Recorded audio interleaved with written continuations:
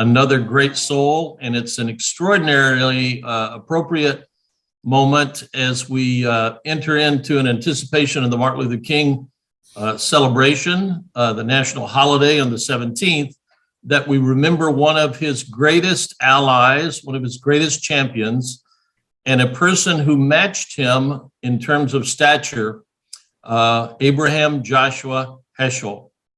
You may or may not know that name, but I hope you'll come to appreciate his distinctive, singular, and lasting impact on the American landscape and in the entire global context for human rights and especially for civil rights. Abraham Joshua Heschel, if we can go to the slides and see his picture on the very first, if we can go all the way to the beginning, Brent, we see him here.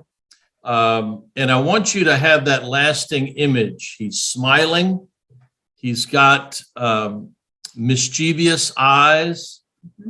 He is a person of extraordinary rhetorical power, and he combines both prophetic witness, intellectual genius, and poetic lyricism, unlike almost any rabbi before him. If we can go, you will see also by the dates that he lived a very brief life in 2022 terms. He lived 65 years of life. He was born in 1907, and I want to give you the pedigree of this person. Was extraordinary. He was the seventh child, I think. Let me just a minute here. Youngest of six. He was the youngest of six children to Rabbi Moshe Mordecai Heschel and Reitzel Perlo Heschel. And this was in a lineage of 7 generations of famous Hasidic rabbis. The Hasids were, if you know about them or if you've read about them, they're not just Orthodox. They participate in extraordinary leadership, scholarship, and edging towards expertise on the Kabbalah, the mystic repository in Judaism. He's part of a lineage of 7 generations of rabbis on his father's and his mother's side. He participates in an ancestry that includes, and these will mean maybe little to you now, but if you do any research or them or reading about them, you'll say, oh my goodness.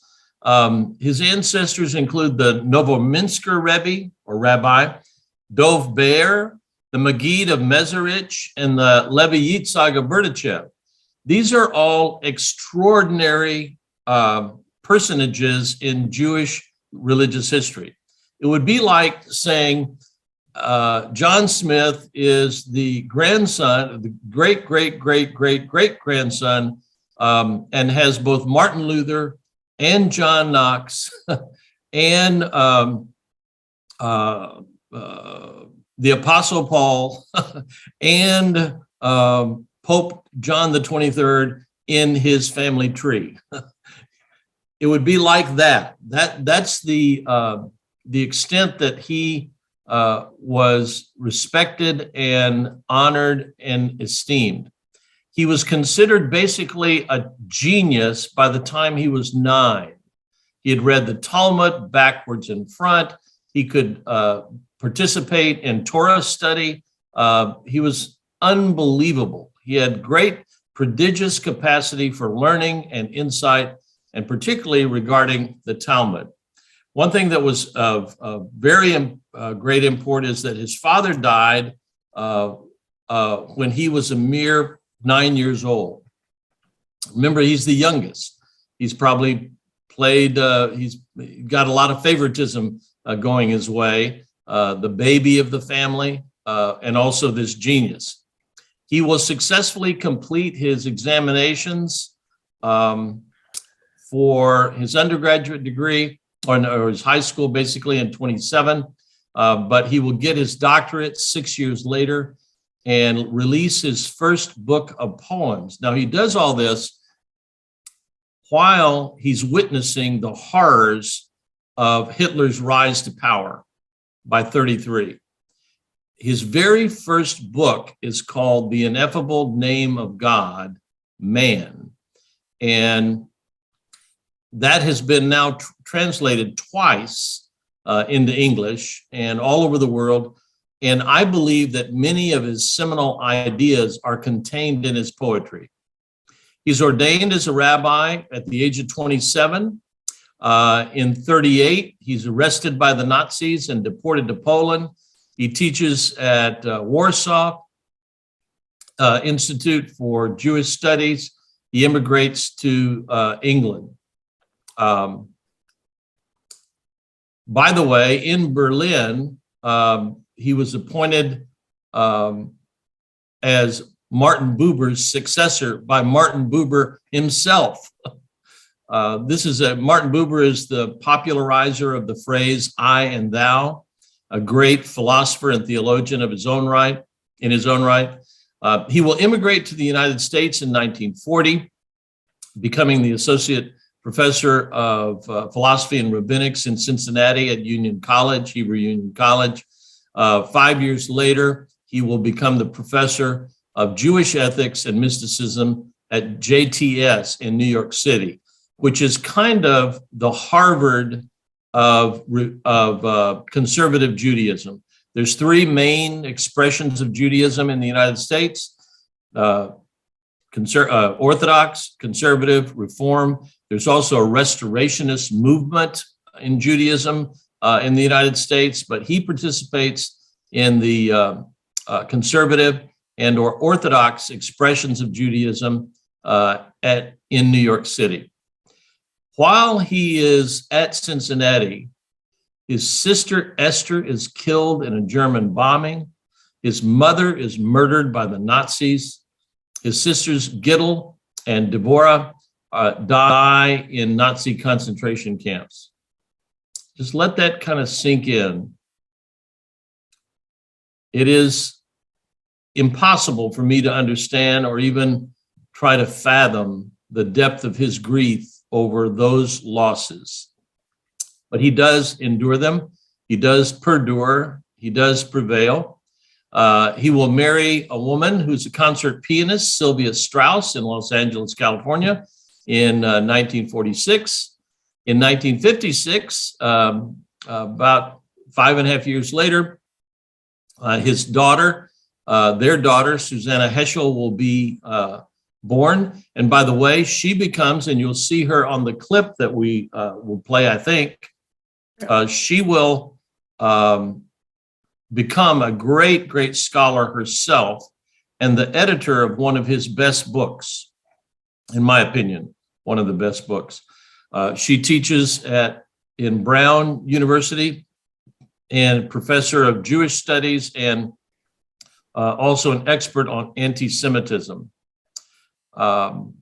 He will become the first officially recognized Jewish advisor for the Second Vatican Council, where he will urge Pope John the 23rd to take out of the Good Friday liturgy this phrase which was used to condemn Jews again and again and again. It's a phrase, "and the perfidious Jews," who makes Jews into Christ killers, and that alone. There's no other designation, and they're kind of condemned into perdition for that phrase, with that phrase. Anyway, he successfully argues and persuades the council to take that out of the Good Friday liturgy. He will walk with and demonstrate with, on behalf of voting rights for African Americans, in the Selma to Montgomery March. And I'm going to tell a story about him a little bit later in the bus station there. He helps to co-found with John Bennett and William Sloane Coffin, who we dealt with last month, the entity called Clergy and Laity Concerned About the War in Vietnam. He speaks all across the country. He teaches at JTS in New York City. He is a champion for the Jews that are oppressed in Russia. He will speak out on their behalf again and again and again. And he dies in his sleep on the Sabbath, which is considered in Judaism, according to certain traditions, a kiss from God. He dies in his sleep with apparently no struggle, just he had died. And then the funeral will be held a day later. This is Orthodox Jewish practice. Within 24 hours of the death, he will be buried. His funeral is held at Park West Memorial Chapel in New York City, and he's buried on Long Island. Here are some pictures of Heschel as a young man in the upper left-hand corner. You see his hair goes from dark to white. In the middle here, he's marching with Dr. King. They have these leis around him that's meant to promote peace and hospitality.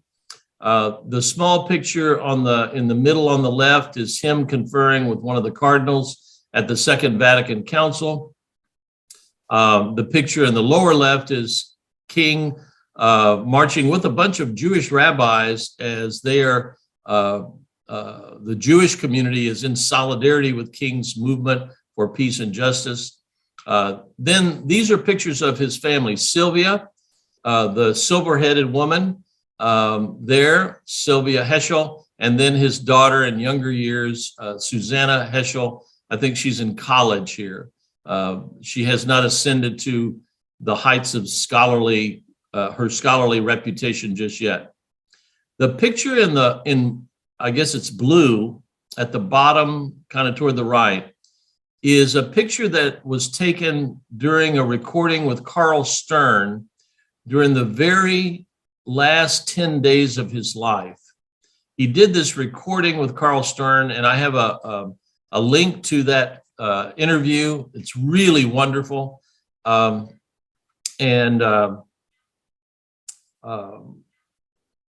You should check it out. And I'm sure that Brent will provide the slide deck later on. Then just to show not his humanity, but his enjoyment of life, his celebration of life itself, I showed him, thanks, Brent, you knew where I was going to go. I show him enjoying a good cigar, which he always did. And by the way, he was a fastidious observer of Shabbat. He would love a good meal, light the candles, say the prayers. But Shabbat was this sanctuary in time, as he called it. We'll look at that a little bit later as one of the great gifts that he gives to us about his thinking. These are some of his memorable quotes. They're favorable, of course. In Selma, he was criticized for kind of, as ministers are criticized when they engage in justice issues. They said, aren't you supposed to be about prayer, Rabbi? Isn't that what you're supposed to focus on, prayer? And he said about his involvement in the Selma to Montgomery March, he said, I felt my feet were praying. In a telegram to President Kennedy in 1963, he was pretty bold and audacious in the telegram, which was a call to, there was going to be a meeting that President Kennedy was going to hold in the White House with clergy from across the country. And Rabbi Heschel urged the president to implore all the clergy present to donate 1 month's salary to the alleviation of hunger and bad housing across the country. All those who were going to be there, and then the word would spread to all other clergy to do the same. And he said to President Kennedy, The hour calls for high moral grandeur and spiritual audacity. This will come up in one of his books later that his daughter edits, and you'll see it in the title of the book itself. This is one of his more memorable quotes, and William Sloane Coffin loved this quote. In a free society, some are guilty, but all are responsible. That might be a good watchword for us as we discuss the history of racism in the United States. About prayer, he said, we do not step out of the world when we pray. We merely see the world in a different setting. The self is not the hub, but the spoke of the revolving wheel. It is precisely the function of prayer to shift the center of living from self-consciousness to self-surrender. Yeah, he could be bold and also blunt. Pagans exalt sacred things, he said. The prophets extol sacred deeds. And for all of us disciples, I think this is an encouraging word. We are closer to God when we are asking questions than when we think we have the answers. And then this is a great, great challenge to us all. Human beings are to live a life that would deserve and evoke an eternal amen. It's a nice way to think about how to live. Where do we start? These are some of his books, The Sabbath and the Prophets. The books that he wrote on those are the premier in his canon of theological profundity. Although Man is Not Alone, Man's Quest for God, God in Search of Man, these are all those three books, smaller books on the lower left-hand side. Those are all wonderful books, and they're essential to, shall we say, his canon. If you want anthologies, the three books on the lower right, Essential Writings, In This Hour, and Thunder in the Soul are, I think those are in the order of their publication. Thunder in the Soul was just this year published in 2021. I would urge you to get either Sabbath or the Prophets, but if you're selecting one book for your library there at Independence, get Moral Grandeur and Spiritual Audacity. And these are essays that were collected and then introduced by his daughter, Susanna. It is an extraordinary tome, and you would do well to have that in your possession. I love The Ineffable Name of God. This is the first translation, the one in the upper right-hand corner. And these are his poems that were initially published, by the way, in Yiddish. I'm not sure if you know what Yiddish is. Yiddish is a kind of an amalgam language. It's kind of Hebrew and German and Slavic stuff, all kind of put into a gumbo that comes out as Yiddish. The Nobel Prize winner Isaac Bashevis Singer is noted for having written all of his novels in Yiddish. And he had a Yiddish typewriter, and there was lots of Yiddish publications in New York City where he finally immigrated to. By the way, in this book, The Ineffable Name of God, there's a poem called God Follows Me Everywhere that Elie Wiesel read at Heschel's funeral as part of the service. And we're going to read it aloud, a portion of it, later on in this service. Now, these are books about Heschel, and all of these books have been published in the last 15 years, starting with the one on the left in 2007 and ending with, I think his name is Zeilner, A Life of Radical Amazement. That book was published this year, I believe in October. All of these books are extraordinary. They're wonderful. Some of them are a little bit more scholarly or dense. The Call to Transcendence, the third book from the left, is not too challenging, but it's thick and wonderful. They're all great, and you would do well to have those. If you had one of these books for your library, I would suggest Abraham, the Spiritual Radical Abraham Joshua Heschel in America. And it charts his time from 1940 to 1972, the second book from the left. There's some wonderful video resources and audio resources. I would highly recommend this Spiritual Audacity, the Journey film by Martin Doblmeier. He's put out books of films about Dorothy Day and Howard Thurman. And this Abraham Joshua Heschel is wonderful. And you can get free access to it in the second link right there that says pbs.org. Yeah, that one. It is, and it's, I think it's 57 minutes and 19 seconds and not too long. It would be worth your while. But there is also a wonderful Religious News Weekly interview and program done by Bob Abernathy. By the way, he passed away this last year, of blessed memory now. And in 2008, in advance of the King celebration, they did a special on Heschel, and it is really nice. It's only 9 minutes and 27 seconds.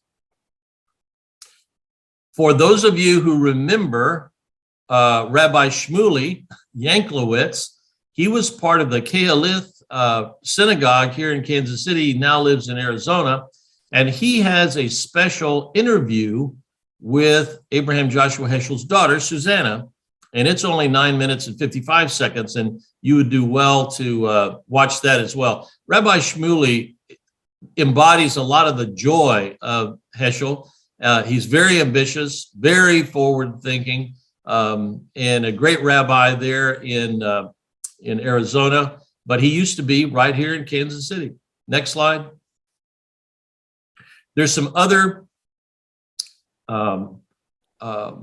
interviews and access, and as I said, this Carl Stern interview was done just less than 2 weeks before Rabbi Heschel died. There's some excerpts of Susanna Heschel's remembrance of her father in 2015, of growing up with Rabbi Abraham Joshua Heschel as your father. Wouldn't that be interesting to know about and to listen to? But that's a video that you would find very interesting, I think. There's a wonderful video about both Heschel and King and their relationship and how they intertwined in the civil rights movement. It's over an hour long, but very, very well worth it. And there is a wonderful portion of a lecture that he delivered in 1967 on the mystery of time. And I find it very, very inspirational. And it's only about 3 minutes long. He's got a pretty thick accent. Sometimes they do a little closed caption that can help you follow along. But listen carefully. If you get familiar with his voice, you'll understand it all. Next slide. Why don't we listen to this video clip, Brent? And this is a trailer for the movie by Doblmeier, and it is profound. I own a copy of this, by the way. Go home or go to your church. Your march will not continue. On the front lines of the historic Civil Rights March in Selma, Alabama, standing along with Martin Luther King Jr., is one of the most remarkable religious figures of the 20th century, Rabbi Abraham Joshua Heschel. I think they became friends, but more than friends, they became brothers. He was the authority on the prophets, but on this occasion, he was the prophet.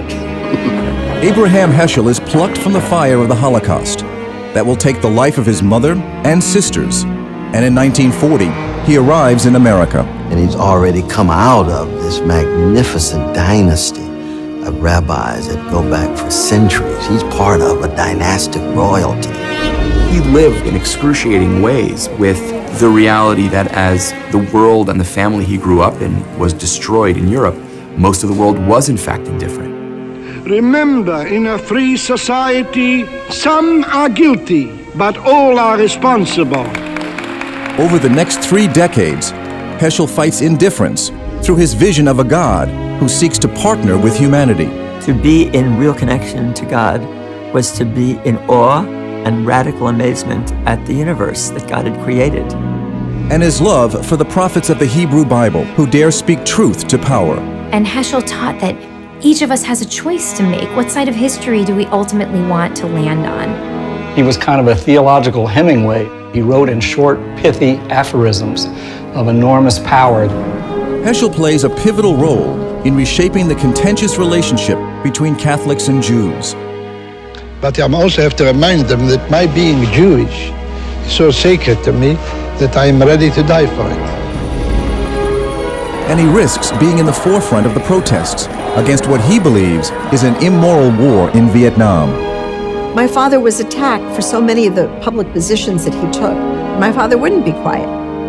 No one could silence him. I am an optimist against my better judgment. Somehow I believe in God, and somehow I believe and am convinced that He will have mercy and pity,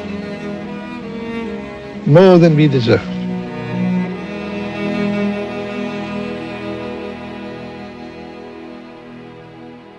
Shall we all just take a deep breath?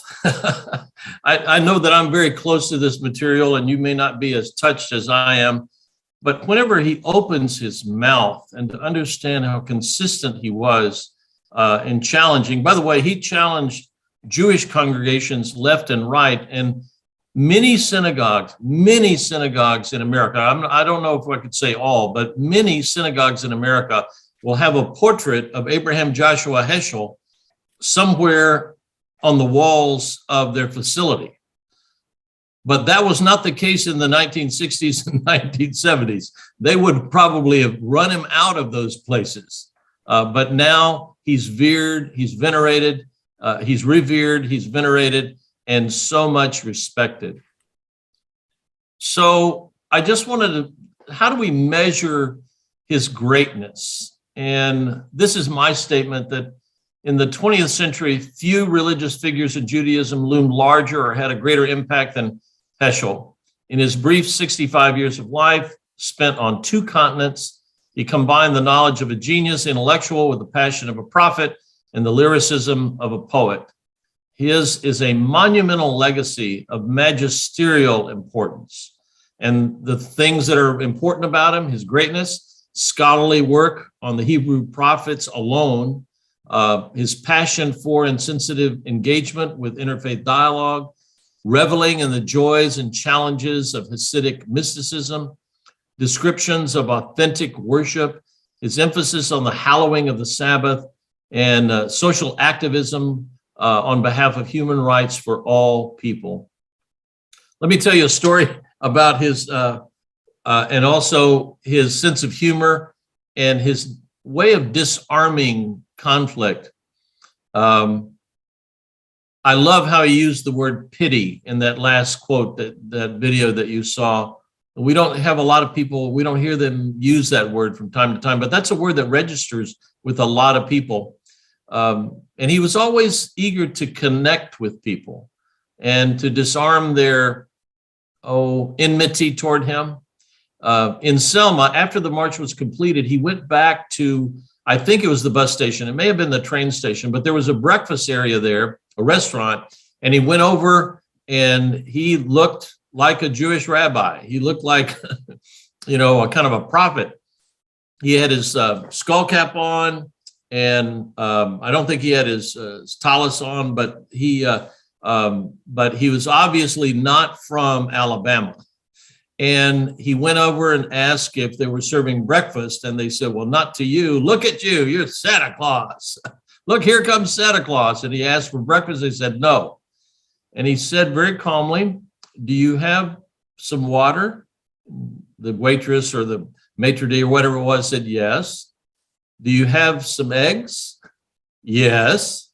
"Well, do you think that you could boil some eggs and present them for my breakfast?" "Well, why would I want to do that for you?"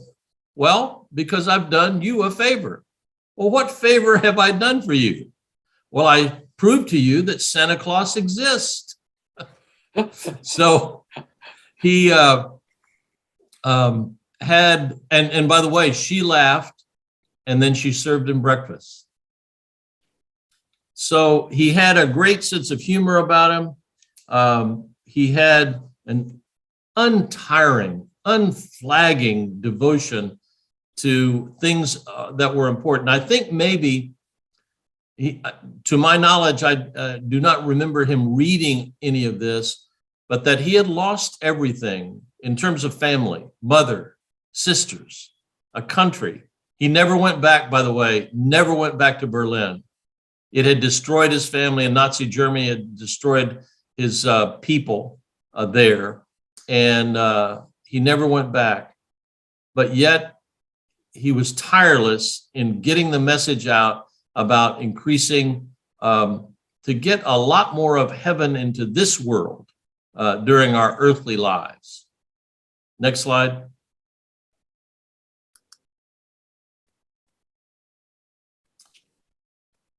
I believe that his grandest contributions are in his thinking, teaching, and writing about the fundamental dynamics of humanity's relationship with God.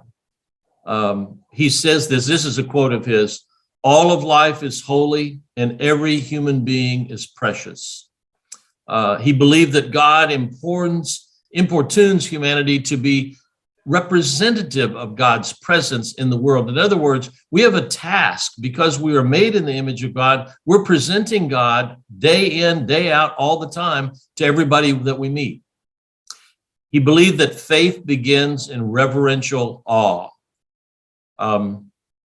If I can do something that may seem ridiculous to you, may I ask that you just hold up your hand and look at it and wiggle your fingers.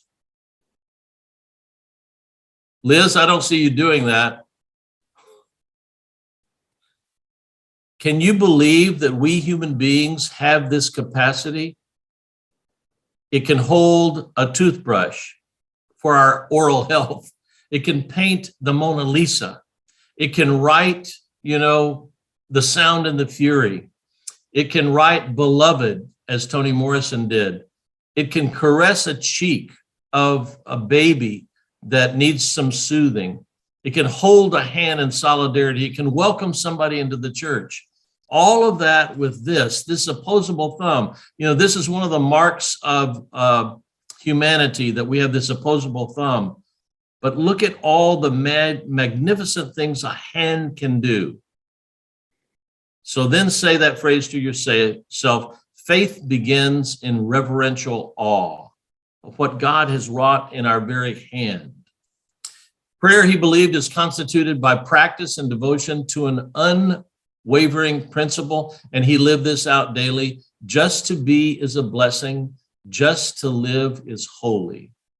But he also believed that prayer was subversive, in that it stimulates us to overthrow and to ruin the pyramids of callousness, hatred, opportunism, and falsehood. This is what Taylor Branch was talking about, how he could, with very quick, short aphorisms, capture the essence of a powerful thought.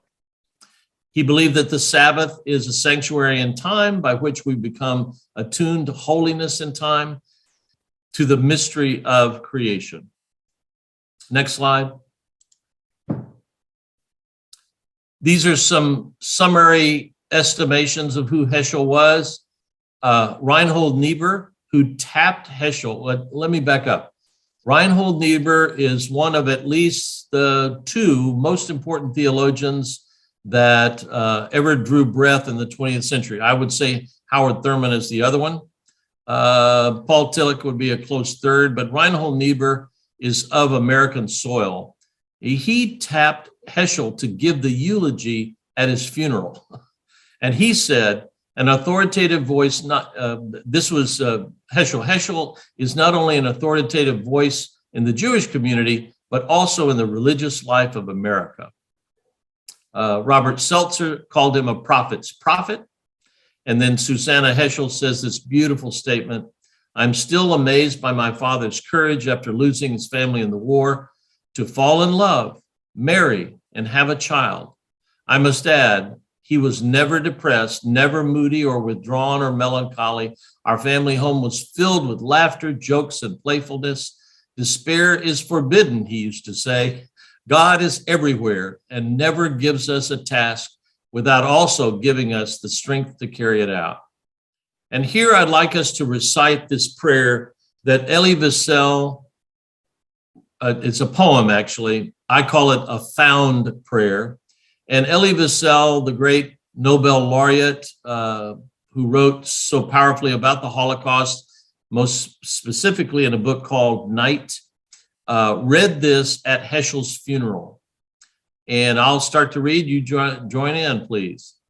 God follows me everywhere, spins a net of glances around me, shines upon my sightless back like a sun.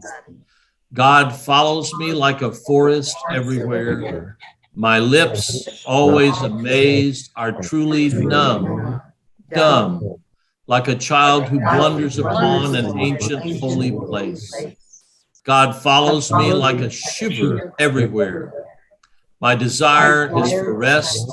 The demand within me is rise up. See how prophetic visions are scattered in the streets. I think that is all. I would only add that one day, to put our two people together from last week and this week, or last month and this month, that somebody needs to write a book about William Sloane Coffin and Abraham Joshua Heschel. They had a very close, tight relationship. Coffin called Heschel Father Abraham all the time. Wow. And he was almost like that biblical father, kind of a, and I think a substitute father figure for Coffin. And they had a very, very special relationship. As I said, with John Bennett, they formed the Clergy and Laity Concerned About the War in Vietnam, and spoke with strident prophecy and poetic power to have that war come to an end. By the way, on April the 4th, 1967, was that at Riverside Church in New York. This is before Coffin is not there at this moment. Well, he was there, but he wasn't the pastor. That's when King came out against the war in Vietnam, much to the consternation of all of the civil rights community. They thought he was meddling and he shouldn't say anything about that. He was getting way out of the boundaries and off the rails, but King saw it as a moral duty. King spoke first, and then Heschel had to follow him. Whoa. But if you're going to have anybody to follow you, you want to have Heschel. Yeah. Heschel followed him in that moment. But as I said, one day somebody needs to write a book about the special relationship between Coffin and Heschel. It will be profound. And you saw in that little clip how John Lewis knew of Heschel, and Andy Young knew of Heschel. All the civil rights movement knew him because he showed up. He showed up and was championed. He saw in the cause of African Americans in the United States the same kind of oppression that was trying to be overthrown and cast off as Jews had under Nazi Germany. I think perhaps that author ought to be you, Bob. No, no, I don't have enough time, I don't think. So, although I'll tell you an interesting story. In 2001, I was slated to do a sabbatical, and I did. And 9/11 hit right 7 days before I was supposed to land at LaGuardia and do some research in several entities, including Jewish Theological Seminary up on the Upper West Side across from Union Seminary near Riverside Church. And so this is the la-di-da ignorance that I expressed. This is the stupidity that I embodied. I made it up there. That was okay. And we were the first plane to land in LaGuardia after it had been shut down for a while. Anyway, about the second or third day, I traipsed over la-di-da to the library at JTS. and I said, I'd like to see the Abraham Joshua Heschel papers. And the moment those words came out of my mouth, I said, I sincerely apologize. And I even bowed. I said, I want to take back those words. That's so arrogant of me. I do not have a letter of introduction. You do not know me. These are sacred pieces of paper in your collection. I will come back at another time with a proper verification of who I am so that you can trust that I will not harm these papers. I am so sorry that I've expressed such arrogance. Because I could have had this. My friend Michael Zedek, and I knew other friends who were graduates of JTS. I could have gotten letters of introduction and had that all, but I did not think until that very moment, and somehow it just quickened within me, oh no, I'm asking them to allow me into the Holy of Holies. And I just said, can I see the Abraham Joshua Heschel papers, please? Oh my gosh. I mean, just such American arrogance. So I'm very American, I guess. Or at least you recognized it. You're daring. You're daring. That's good.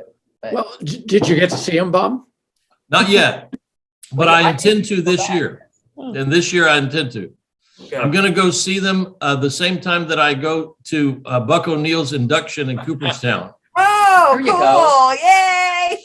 Going to go do that. And, two holy things, right? Yeah, that's Yeah. right. They give me- You are an American. Go Chiefs. It's just time for questions. I have 3.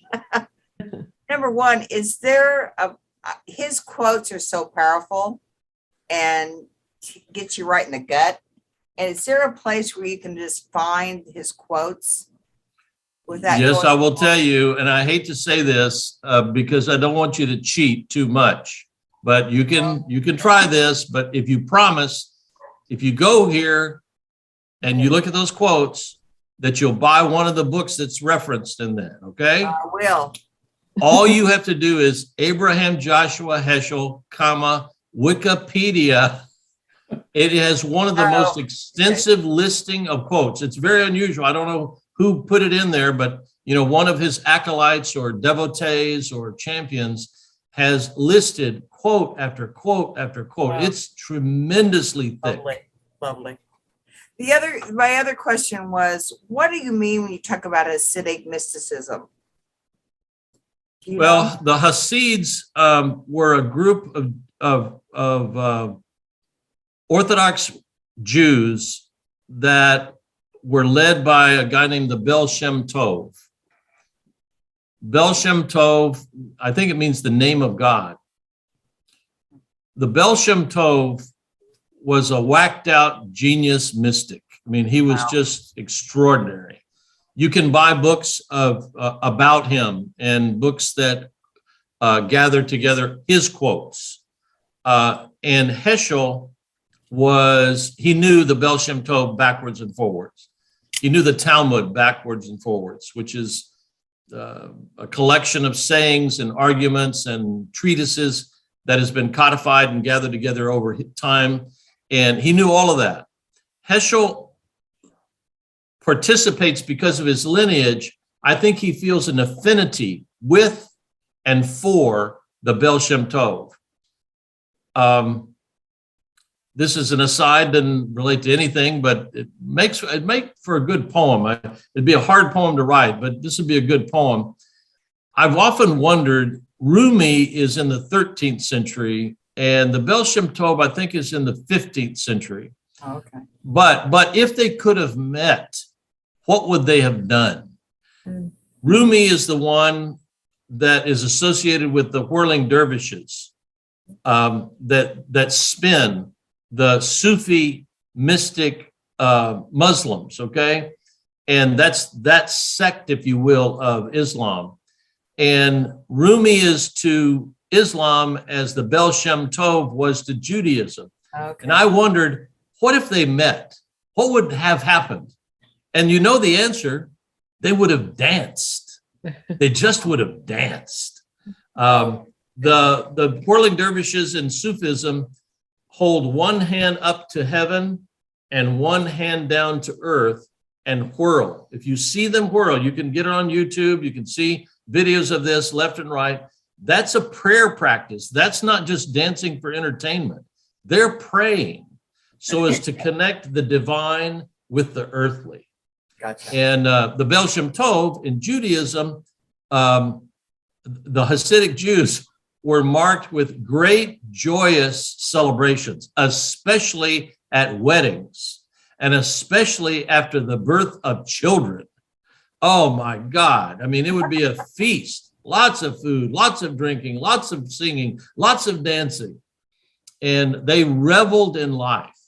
And so he was an expert on Hasidic mysticism in that regard. He knew all of that intimately. That's very interesting. By the way, you'll see, don't get confused, you'll see Hasidism, the Hasids and the Hasidism spelled with a CH at the beginning and also with just an H. Oh, okay.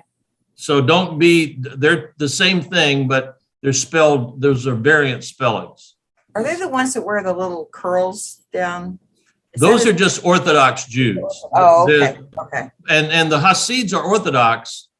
They're not like they're not as political and belligerent as the ultra Orthodox are in Israel now. They're a little bit different, but there's some Hasidic communities in the United States. In New York, I think.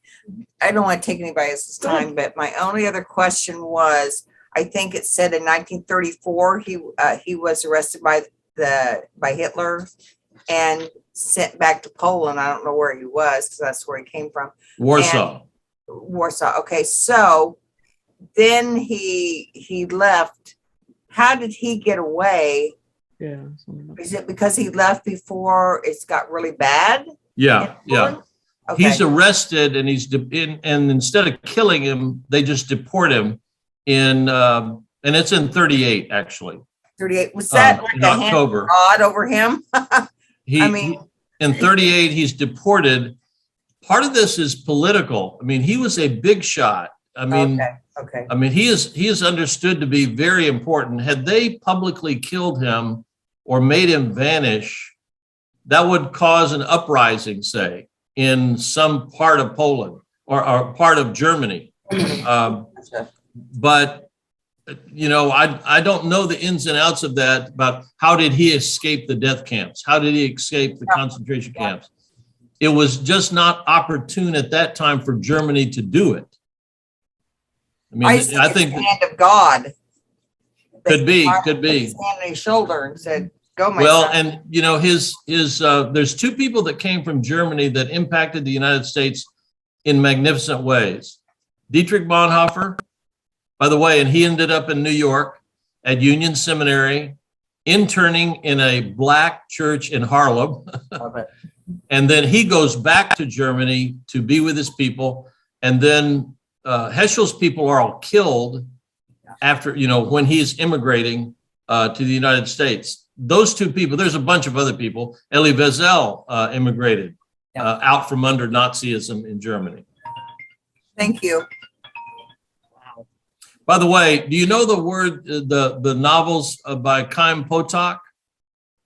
I don't personally. My name is Asher Lev. No. I would suggest that you read that. In some ways, My Name is Asher Lev is kind of out of the Hasidic community comes Jackson Pollock. Oh, my goodness. It is about an artist who wants to express what he sees, what he feels, what he wants to show to the world. And it's very, very much against the traditions and protocols of Hasidic Judaism. But they go to the Rebbe, the rabbi. And by the way, you'll see that phrase often. Why are they called Rebbe and Rabbi? Can't they make up their minds? You know, that's what Americans want. They want just one name for one thing, you know. Well, it's various. Some people call me Reverend. Some people call me Pastor. Some people call me Doc. You know, I've got a bunch of names too. So let's lighten up. It's Rebbe or Rabbi. Nobody would have ever called him Father Abraham except Coffin. That was unique and affectionate. They would call him Rabbi. And by the way, it wouldn't, in his presence, they wouldn't say Rabbi Heschel. They just say Rabbi. You're the only rabbi in this room that I want to hear from. Gotcha. Even if there were other rabbis, if he was in a room, you would just acknowledge he is the rabbi for this moment as we gather, no matter how many other rabbis there are, because he's so brilliant. By the way, another story is told of the gift of presence that Heschel gave. I don't know if you knew about the practices of Judaism, but when somebody dies, you go and, as they call it, you sit Shiva. Yeah. You go and you sit with people, you mourn with them, you laugh with them, you eat with them, and it can last several days. And you can go for a visit. We call it taking the potluck dish over to the house, right? That's what we do, right? So Heschel heard about this friend's family that they had suffered a death, and he went, I think it was in Queens. Yeah. And he went over to Queens and he sat down sitting Shiva. He did not say a word. He didn't preach. He didn't recite poetry. He just sat there. He gave the gift of presence. That's it. And it was great comfort. And the family said their consolation was deep and abiding because Abraham Joshua Heschel had just come and sat with them. So never think that you have to have words. You can just sit. You can just be with people, and it can be a profound, profound experience. And that's an example of it. So I have a question, Bob. Early on when you were talking about the three different groups of Judaism in America, did you say that he was both conservative and or Orthodox, or did I hear you wrong? He grew up Orthodox, okay, and he's part of the, by the way, when I mentioned Levi Yitzhak of Berdichev, that is one great Hasidic master. That guy, he's brilliant, brilliant, brilliant. I'll tell you a story that he tells that is told about him too in just a moment. He grew up that. He practiced and he taught at a conservative seminary. Okay. And that was JTS. Okay. Hebrew Union is more reform, although all seminaries, they're kind of like all academic institutions. They'll take tuition from anybody. Yep. Okay, let's just be clear about this. Yep. They're not stupid. They look at revenue streams and they know what line items they got to meet, so they'll take, come, welcome. Let me tell you a story about Levi Yitzhak of Berdichev. He was so convinced, Levi Yitzhak was, that the Messiah was coming to Jerusalem, that he imagined that his daughter's wedding would be there in Jerusalem. So his daughter falls in love, he gets engaged, and they come and ask for permission, and and he says yes, and then they say, we want to get married here in Berdichev. He's, what? No, the Messiah's going to come. So you must reprint those invitations to say the wedding will be in Jerusalem. So the wedding invitations were reprinted. My goodness. And it said, the wedding of, I'm going to say, Miriam and Moshe will be held on such and such a date in Jerusalem. But in case the Messiah does not come, it will be in Berdichev. Blah, blah, blah. But that's how fervent and passionate his belief was. Plan B. In the coming of the Messiah. Oh, my goodness. Wow. Other questions? Oh, I got a billion. We'll keep going. No, it's all right. Oh, no, you can keep going. We got 5 more minutes. Well, there's gotta be other people though. And I've not seen too many pictures of him at the Bema preaching in a service. And I thought that would be very interesting. Bema is the Jewish word for pulpit, okay? So if the rabbi is at the Bema, it's like the preacher being at the pulpit. And I wanted to see, I used to take pictures of pulpits. I have a bunch of prints of English sanctuaries that are just a pulpits. I used to collect them. If you want some, I got a bunch that won't fit into our new condo. I got some sets. They're beautiful prints. And I wanted to see the Bema. I had the great privilege of preaching at Temple B'nai Yehuda in their new facility out south.